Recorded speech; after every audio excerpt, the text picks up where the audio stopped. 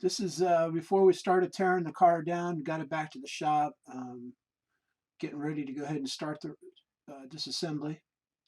This is a side shot. I think this car is like a 1958. It's hard to read the VIN number. Try and get in there with some lacquer thinner or something. Here's a back shot of the car before disassembly. Got a lot of rust. May not have been one of my better ideas, but we're going to go ahead and start it. I wanted to get these video clips in there so you can see it.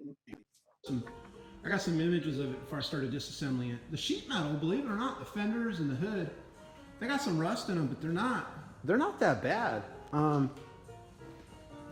Surprisingly, they're not as bad as what you'd expect for the rest of the car. But fortunately, it's an opportunity to learn. And some people drink, some people smoke. For my relaxation after a stressful day, I'm going to come out here and bang on some sheet metal and maybe make a frame here. Gives me an excuse to. I just built this plasma. I'm almost done with it. I've been running it, so it gives me a chance to use my plasma table that I built from scratch and make some parts for the frame. I'm hoping, other than the motor build,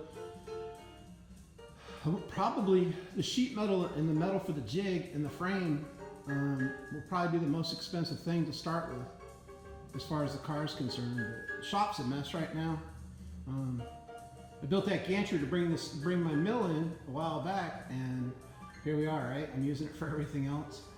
So here we go. Next thing I'm trying to do